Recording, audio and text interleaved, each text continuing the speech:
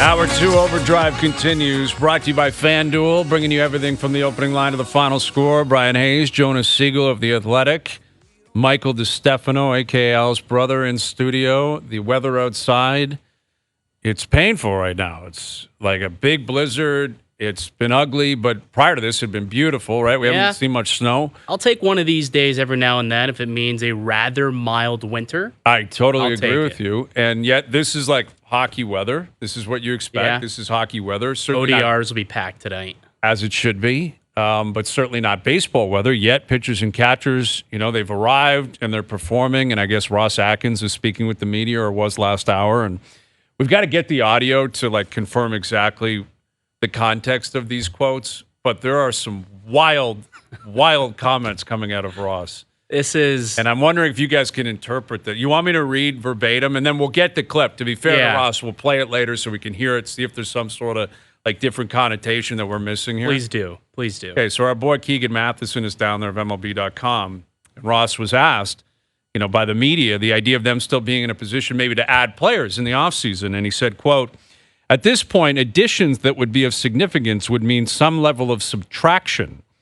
He added, "Now it makes more sense operationally for us if we consider an addition that we should be subtracting," end quote. Can either of you? That's not that bad. Can you? Okay, what does that mean? What does that mean? He's basically saying if we're going to get someone good, we have to get rid of someone. We have to trade someone, right? Maybe it's a payroll thing.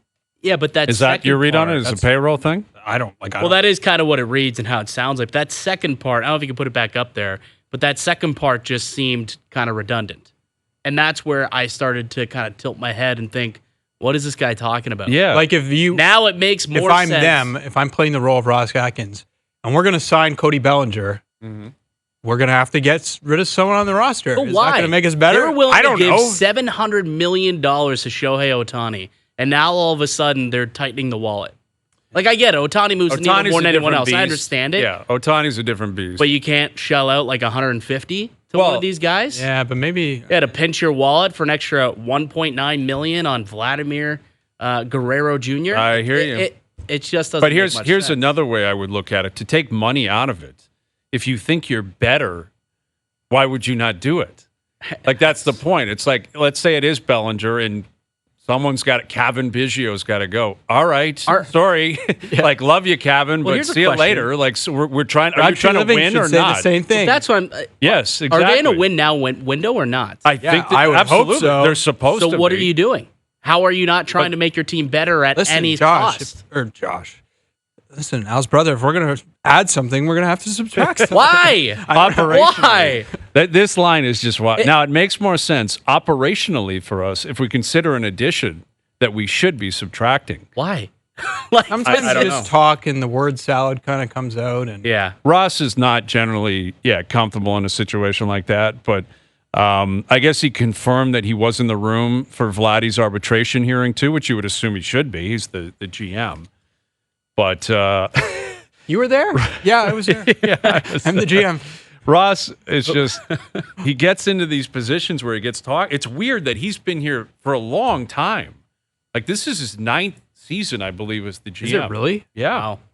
Wow. Yeah, because Shapiro came 16. In going into 15, and he was there for 16. Yeah. Wow. Alex got them into the playoffs in 15 and left, and Atkins was there in 16.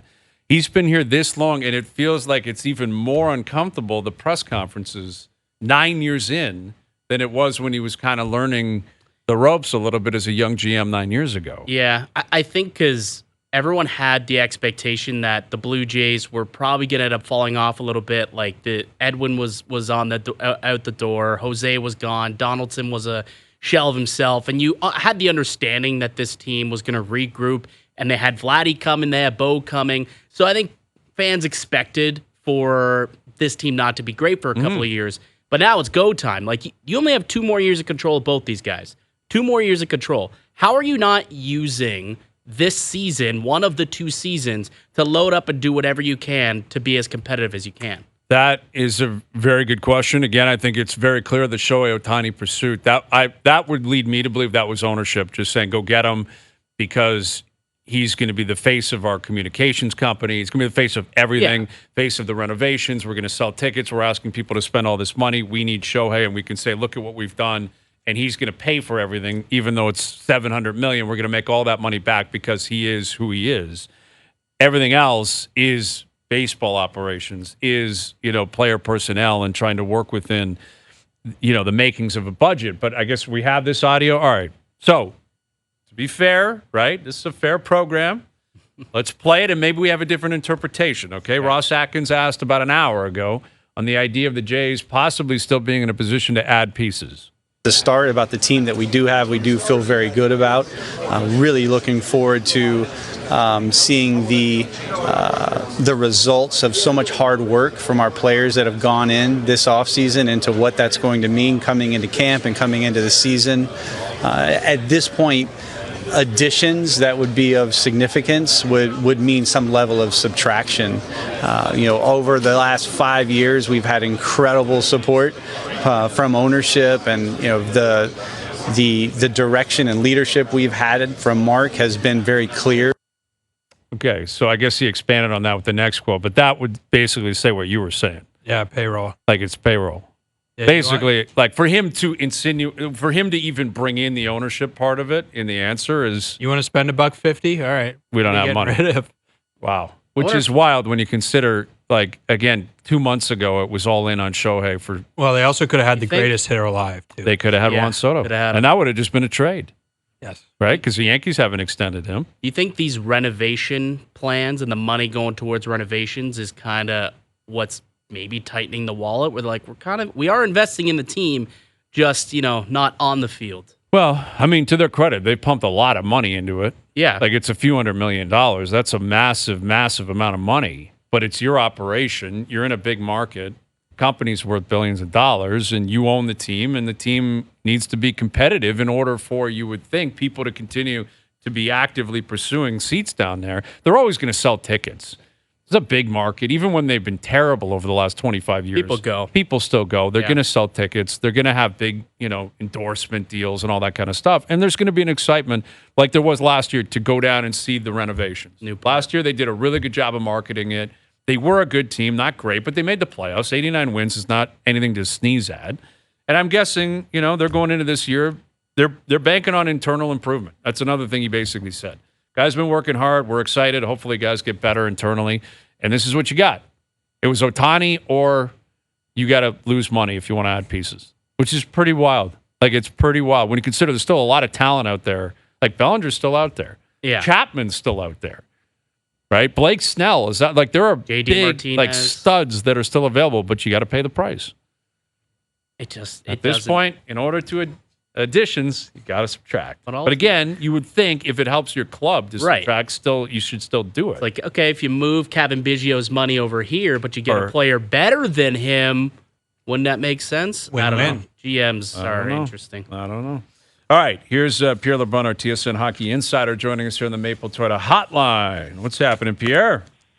Little Blue Jays talk. Yes. It's that time of year, I guess. Well, we're trying to get a read on GM speak. I don't know. That's basically the life that you lead every day, I would assume. That is literally, yeah. I interview GMs quite a bit, and I interviewed Danny Briere this morning. So there you go. Okay. There's a tease to my next piece in the Athletic tomorrow. Hazy. Attaboy, I love it. Yeah, well, Philly's in town. I mean, they should be pretty excited about where they are. Is Danny, can you give us a tease? Is he feeling like they're ahead of schedule or what? Yeah, well, I mean, that was a big part of our conversation, is that on the one hand, I mean, they announced a rebuild last year, and they're still in that rebuild, but I don't know that anyone would have predicted they'd be sitting where they are in the standings, but they're thrilled with it because they feel that being in the chase and being in a playoff spot is as influential on developing young players as anything else can be, playing meaningful hockey. But it does, and this is the heart of our conversation, was that it puts Danny Briere in a bit of a pickle with March 8th, because clearly there were trades, I think, that he would have envisioned before the year started for March 8th that maybe some of them they'll hold off on so that he doesn't rip the heart out of his team as they work hard to try to make the playoffs. Having said that, You know, I still think there might be a move or two where he's like the bigger picture trumps the here and now. And obviously Sean Walker is the name to retain here because he's a pending UFA. So they're still trying to sign him. But if they don't, I can't imagine that it matters where they are in the standings in 3 weeks, Brian. I don't think they can let him walk into July 1st and get nothing for him, given where they are in the grand scheme of things. Well, that's what I was going to ask is, it's a team that no one expected to be where they are, Pierre, but they are in the playoff hunt. They are in the chase right now. And, they've got a couple of guys, though. Another guy who I look at who's on the TSN trade bait board is, why am I blanking on the name? Third line center that they've got Scott there. Scott Laughton, thank you. Scott Laughton, he's got a lot of names or a lot of teams that could be circling that guy. I mean, is he someone who they would be willing to move on from? Because he's been a big piece of that leadership for a long time. Well, listen, they're in listening mode on a lot of guys, and there's a reason we have Laughton on the board. What I would say, though, Al's brother, is that he's not a pending UFA. Yeah. So that's what I meant. That's what I meant at the start of my comment. Is that the Flyers' playoff push has to mean something, at least at some level, and because Laughton has term, unless someone obviously makes the kind of offer that you have to do in the bigger picture, which is possible, I think that's the kind of thing that could wait till the off season because you want to give your team a chance, right? The pressing matters are in terms of asset management is not losing a player for nothing, and those are pending UFAs. Those are the situations where Danny Briere has to look at. Now, again, I don't want to be radioed here. I'm not saying it's impossible for them to trade someone who has term. It's just that there's certainly, I think, less of a commitment to that because the team has earned a chance to try and make the playoffs. With Pierre LeBrun, our TSN hockey insider, we saw last hour, I guess, that Morgan Rielly's going to fly down to New York and meet with Gary Bettman in person for his hearing, where he's hoping that there'll be somewhat of a retraction on the amount of games. He's already served one, and it'll be 2 tonight. He got a 5-game suspension. Like, what is the likelihood that we see this reduced and he actually ends up only missing, let's say, 3 or 4 games? Well, I saw Morgan Rielly this morning after the morning skate, and we smiled at each other, but I was not allowed to physically get close to him because there's a least PR person between him and I. Okay. Oh, I mean, obviously he's not going to talk till after his suspension is lifted, and we get that. It's hard to handicap. You guys know how rare it is for Gary Bettman to reduce a suspension. He did it for Spezza, as you guys may remember. He did it years ago for Rafi Torres. Man, I'm going back on this one. Rafi Torres had that long playoff suspension for the Sharks. And when the season started, there was a carryover, and Bettman basically eliminated the carryover and let him start fresh. It's just not something that Bettman has done very often, and you understand why, because obviously they're his people at player safety that decided the suspension to begin with. But it's obviously what the NHLPA and the Leafs and JP Barry, the agent for Morgan Rielly, hope in that meeting tomorrow is they can knock it down from 5 to 4. That's the true hope. And then therefore he comes back 1 game sooner next week. And we'll see. I mean, the one thing that I wondered about in their decision to appeal is why put Morgan Rielly through this again? I mean, I've talked to players who have gone through this, and you hear a lot of things in those hearings, and you have to physically be there and go through it. But I guess the Leafs and Rielly feel strongly enough about it. Pierre, we saw a GM get fired in Columbus today. We were arguing about it before. I don't understand the timing. Is there anything you can tell me to explain that? No, they didn't really explain that. I mean, it's certainly not surprising. I think we talked before on IT earlier this year that this was a pretty big year for Jarmo Kekalainen in terms of the team really needing to take a step, or else his tenure, was in trouble. If for no other reason than he was named GM 11 years ago this month. I mean, that's a pretty good run in the NHL. And obviously the Mike Babcock hiring and firing would be a blemish as well and all that. But I'm with you, Jonas. I thought that Kekalainen might be replaced as GM, I thought it would wait till the end of the season. So don't really have an answer for as to why. But in the past, other organizations have sped up this decision so that they can start getting at candidates before other teams. That makes any sense. Start asking permission and start talking to people, because there are no other GM openings. The Blue Jackets kind of have the league by themselves now on this. And so you'll start to hear a lot of different names for sure. But, there's a lot of young talent there for sure. You're not walking into an empty shell there in Columbus. But also still a lot of work to be done. With Pierre, LeBrun, our TSN Hockey Insider, I did a hit on Jay's show a few weeks ago urging Sidney Crosby to get out of Pittsburgh. I remember. Urging him, and I've noticed a lot of people are starting to jump on that bandwagon. A lot of people. They got pumped last night. Florida just pumped them, and they're in Chicago tonight. Bedard's coming back, but they're in a bad spot. Carlson's been fine. Like, he hasn't. I don't think he's been great, but he's been fine. That's not the issue necessarily, but it's people are really turning on Mike Sullivan in Pittsburgh, like really turning on him. And Dubas is feeling the heat already. What do you think Dubas is going to do between now and the trade deadline? Well, first you got to figure out how severe this Jay Gensel injury is. Yeah. I mean, what a nightmare. Mm-hmm. This is why I think Calgary should decide what they're doing with Chris Tanev ASAP, because the guy's a shot block machine.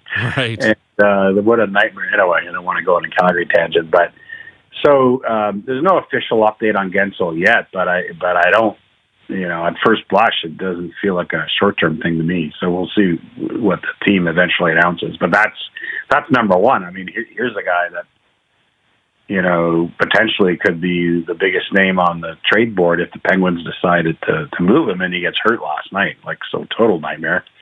As for the Mike Sullivan talk, I mean, listen, I would never say never, but I've said this before, and I think it's gone under the radar. Mike Sullivan signed an extension 2 years ago, which will make him one of the top 3 highest paid coaches in the NHL, and that extension doesn't kick in till next September.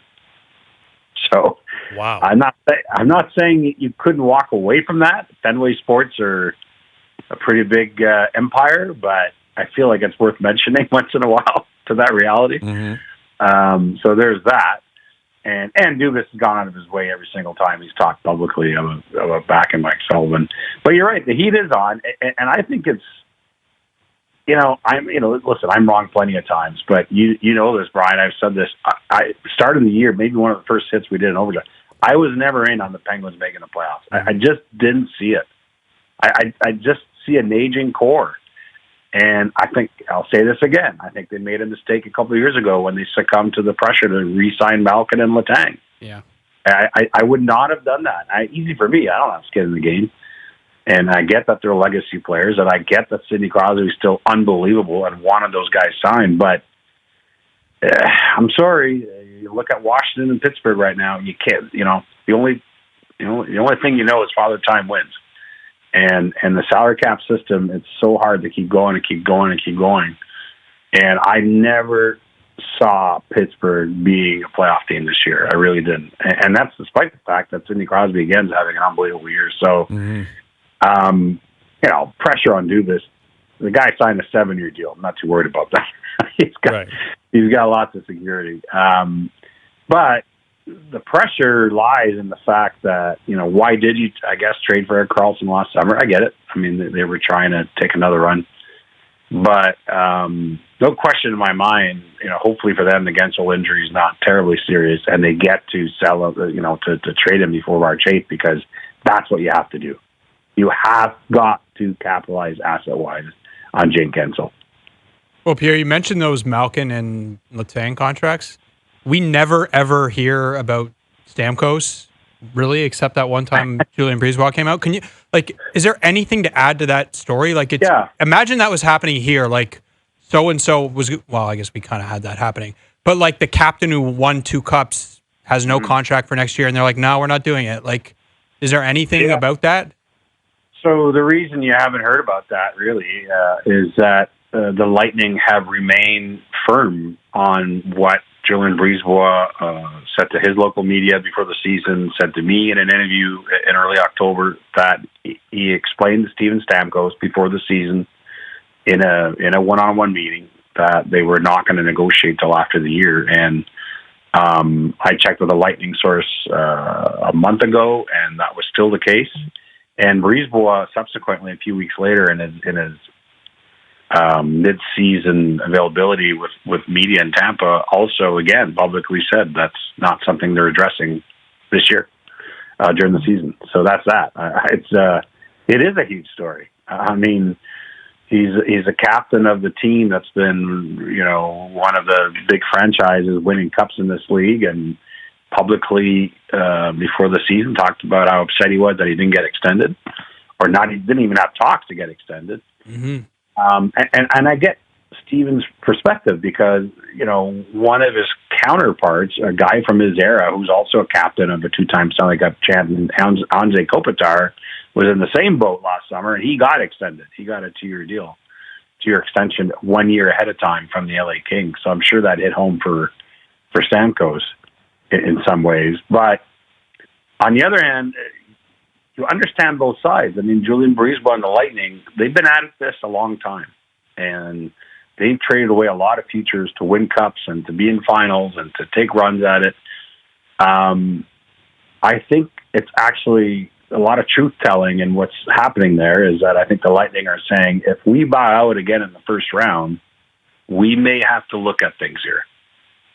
And that's part of it. Cool. Could be interesting. That's spicy. Yeah, because he's still putting up numbers, and power play in particular. He's not, what is he, 33 years old, 32? If he were to get Stamkos were to get to free agency, there'd certainly be a market. It's a tough read on what that market would look like, and I'm sure there's a captain up here that lives in this city that would be thinking the same thing. I think the team here would be, well, take a look. That's an interesting make a phone thought. call. I think there'd be a phone call. Yeah, right? Pierre? Wow. I mean, if careful, Pierre. All things being equal, I think the Lightning find a way to get him signed, but it's going to have to, the big thing there won't be money. It'll be term for sure.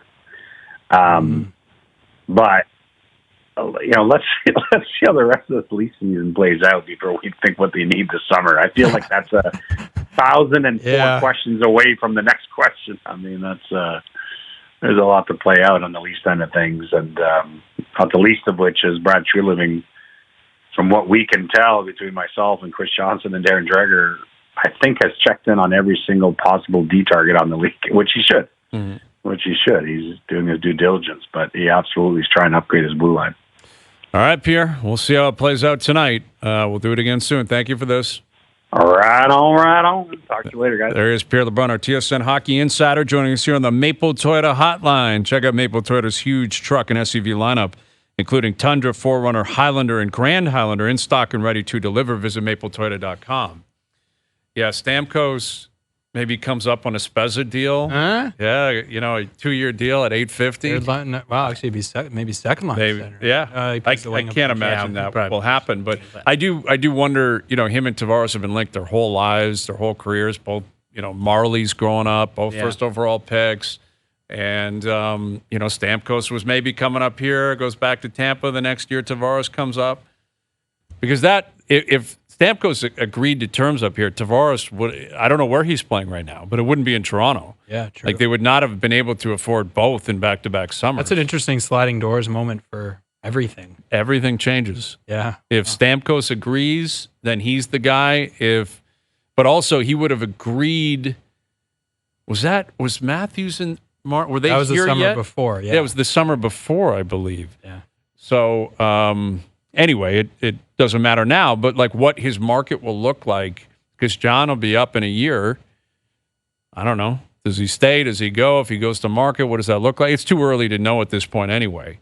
But Stamkos should have a lot of suitors. He's proven he's a winner. So. He's a leader. He can still score goals. Power play guy. He can play the wing. He plays the wing. If he hits the market, I would guess he'll get a 3 or 4 year deal at pretty good money. But it takes a lot of whatever you want to call it, chutzpah, to not sign him and come out publicly. Imagine if that was here. Well, it's now we're not even talking to I think it's so much Good. easier because they've. I don't know if it is easier because they've won the Cups. It is for sure. You think it is? Yeah, and it's Tampa, right? Like it's not. Well, does it speak to how much like faith that team and that organization, that fan base has in Julien Brisebois, where it's not being questioned that much? It's almost like Who here is there to question with it, Masai. right? It's almost So- like it was like in Masai we trust. All right, you trade DeRozan. Okay, you're gonna hold on to Lowry. You're gonna hold on to Fred VanVleet. You're making these deals. You're gonna draft Scotty Barnes over, what the supposed pick was supposed to be, and it was just in Masai we trust. I wonder if it's a similar situation down in Tampa with that family. I don't know if Brisebois deserves that though. Yzerman put together the majority of that team. Brisebois put it over the finish line though. Like he made the Coleman deal. He brought in Goudreau. I just don't think there's the Hagel. organizational pressure there. Like, who is pressing them on this? No, stuff? Like, it's- there's no overdrive in Tampa talking about this situation. You're right, but I guess again that's why I wonder if it's actually more difficult because you have a fan base that is so connected to their guys, and Stamkos he's the most famous player in franchise history by a mile. Yeah. Like more so than Vinny, more so than St. Louis, more so than Kuchar, any of these guys. He's been there for 15 years, 16 years. yeah. Captain, they won their cups. When he got there, remember they're putting the billboards up like, who is Stamkos? Dean Stamkos. Dean Stamkos, yeah. Good and man. he's committed to them. He gave them a good deal last time.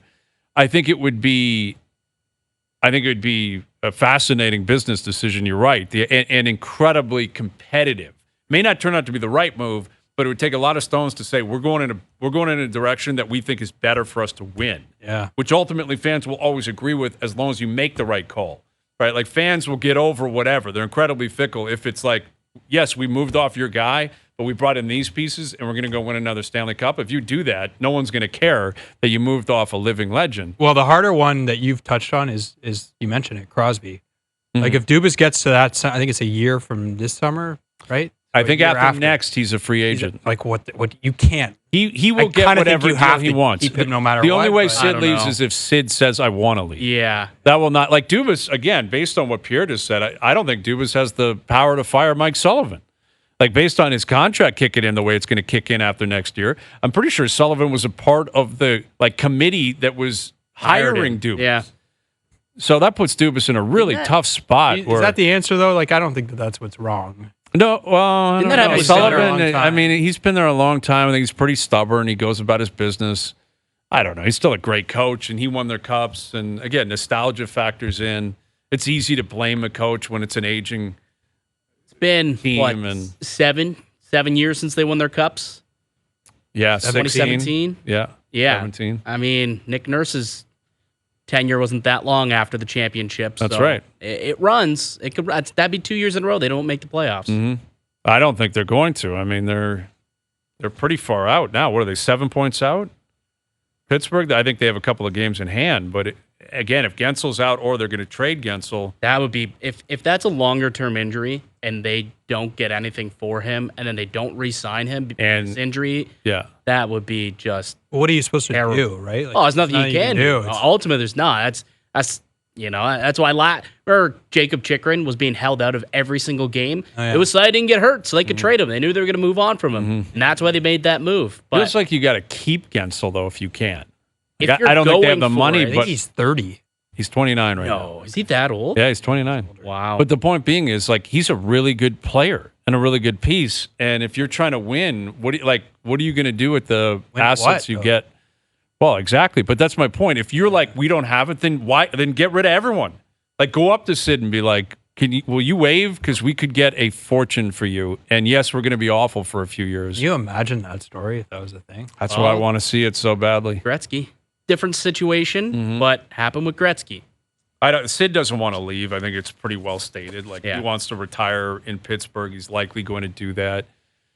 But I don't know how you could possibly sell to him that it's going to be better in the next 2 years. Not. How is it going to be better? I think it's just going to get worse and worse and worse. Dubas tried in the offseason.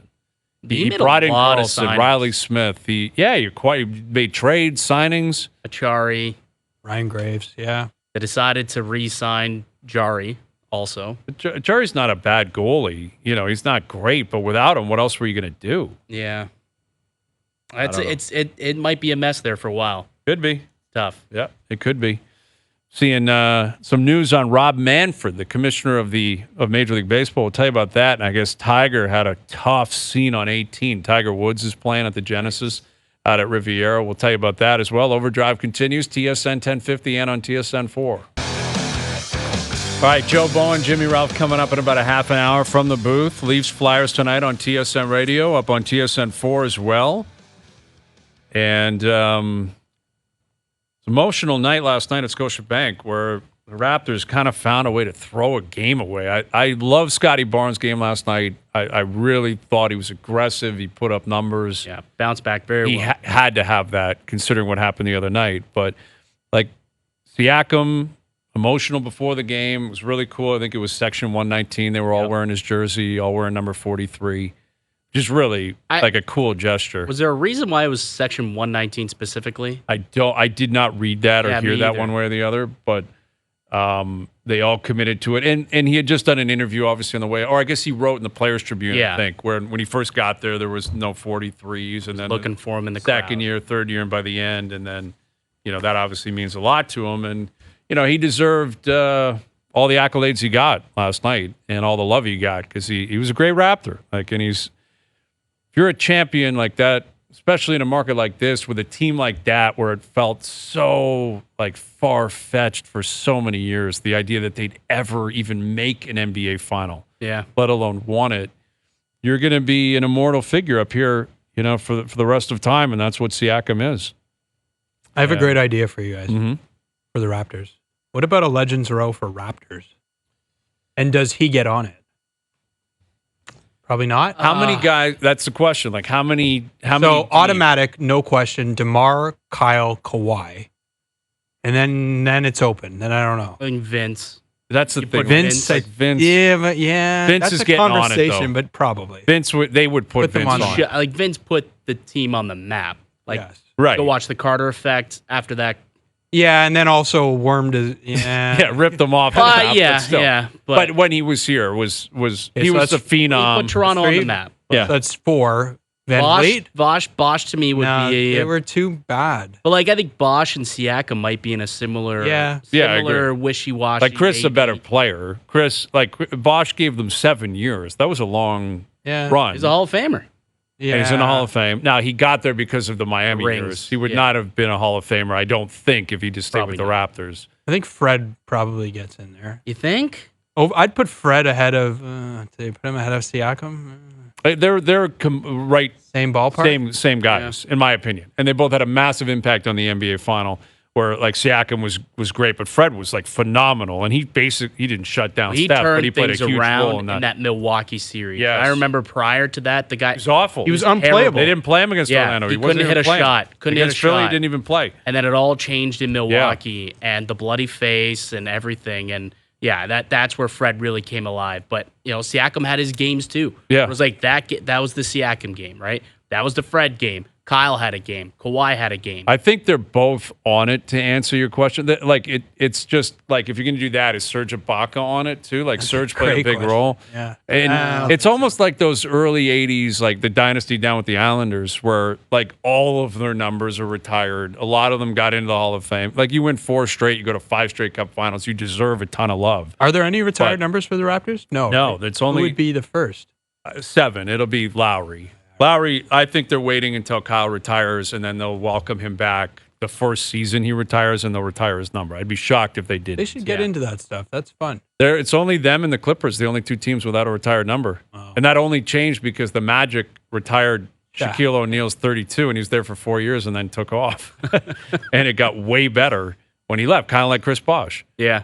So, I don't know. I'm Legends Row is different than retired numbers. Retired numbers, you have to have really strict approach to that. For me, there's only one. It would only be Lowry. I would not retire anybody else's number. That's right. Including DeMar, including Vince, including Kawhi. Legends Row, what the Leafs did. I would think over time the Raptors would be granted the same. They should. Thing. They share the building. Why would they not? They've been in existence for 30 years. They won. They won. They won. Now, a lot of the Leafs on Legends Row won as well. You go back to the 60 years early years of the team that, Keon's up there and others. Isn't it nuts? You mentioned last segment that The Penguins last won their cup in 17, and man, that feels like a while. 67. It's insane. Yes, it is. Yeah. Like, man, 17, that was a long time ago. 67, oh my God. They haven't made a cup final. No. Like, No, they haven't. It's Crazy. It's insane how unlucky the Maple Leafs have been, and how terrible they've all. That's why I heard a you the lot of other it- day being like, well, maybe you can look to next year. It's like, really?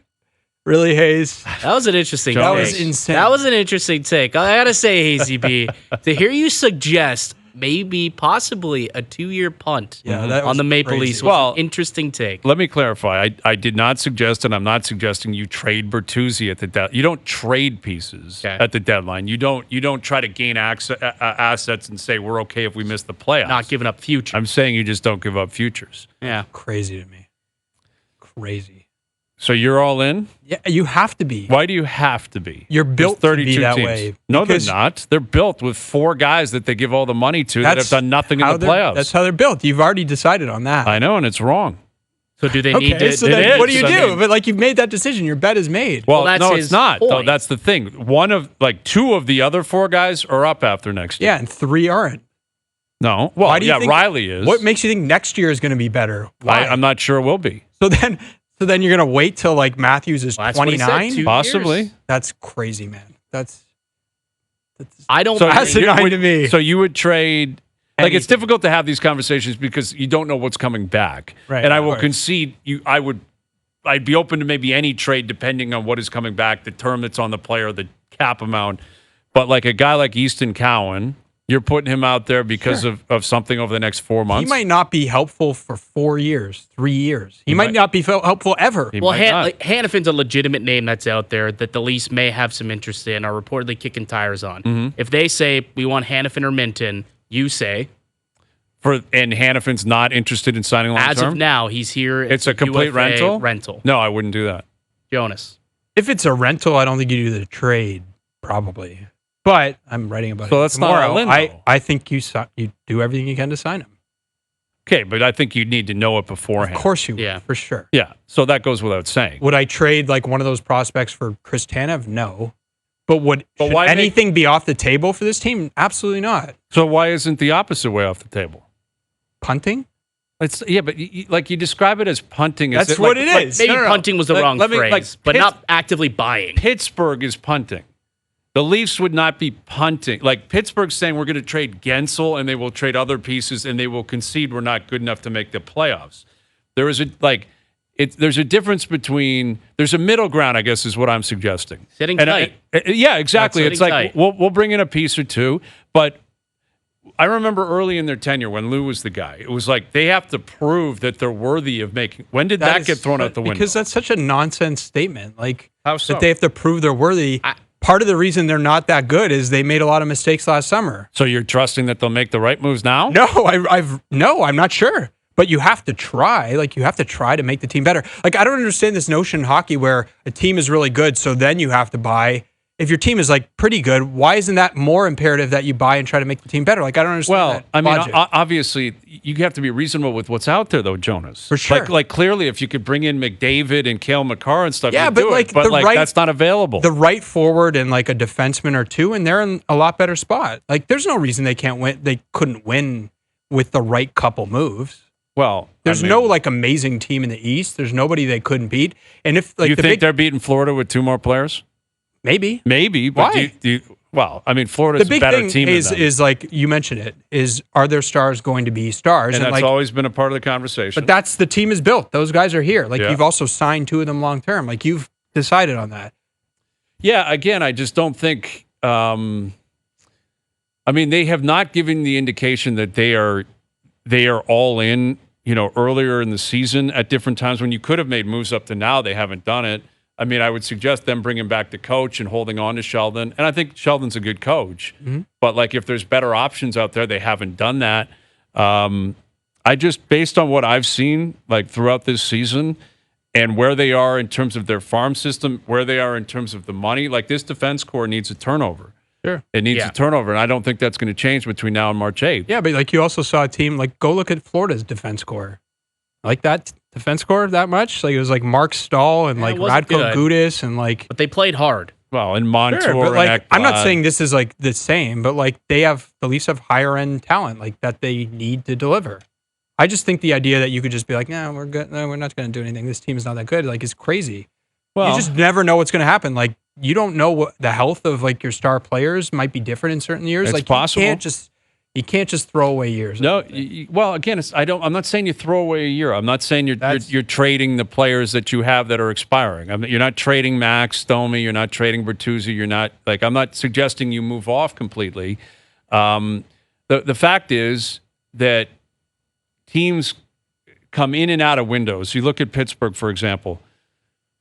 They won their first cup in 2009, I believe it was. Went to a cup final in 2008, and then in 2009. And then they had to kind of reset. Mm-hmm. And that was the window. And then there was like, they didn't run away from it, but there was a conclusion like, okay, we got to reset here, right? Certain guys are going to go, other guys are going to come in. They made a coaching change, they made a management change, and then they hit that second window. The reality is the Leafs very well could be in the same situation where their second window, it might be 2 or 3 years away. What sucks is that they didn't win anything.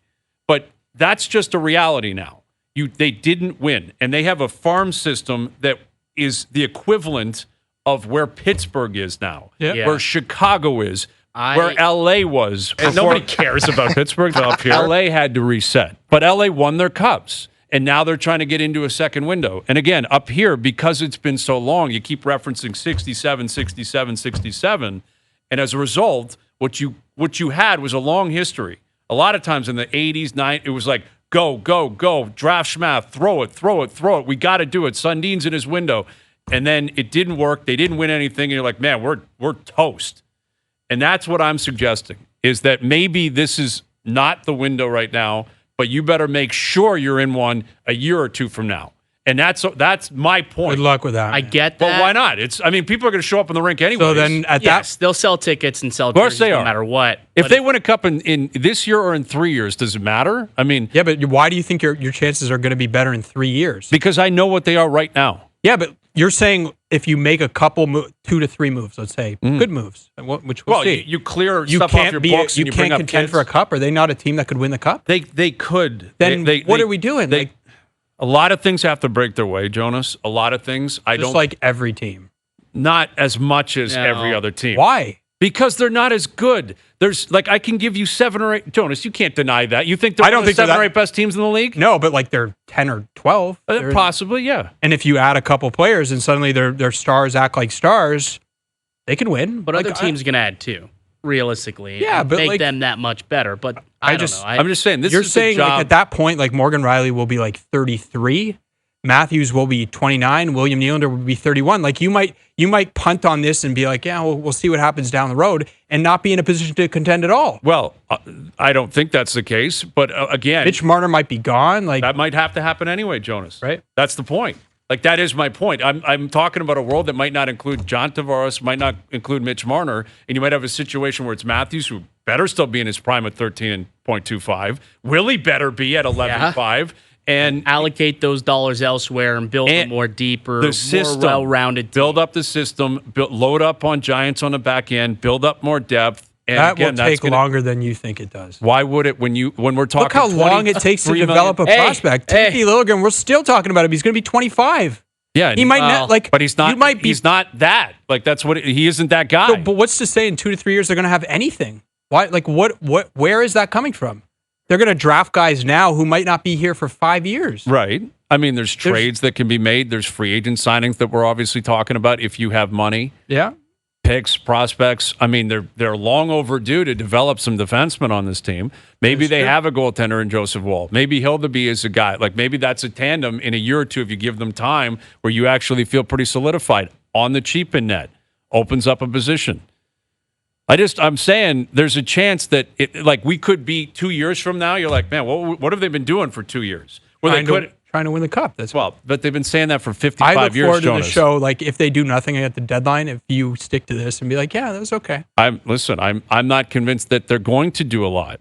They probably will. I think the bigger issue here that stands out is that Shanahan probably has to. Yeah. Because you got a new president and CEO coming in Keith Pelley. He's been here for 10 years, and he probably can't afford to sell this idea that they need to just reset and restock and reload. But you've been waiting for 55 years if you're a Leaf fan. I'd love it to be this year. Longer than That'd that. be great. Exactly. It'd be great this year. It'd be amazing.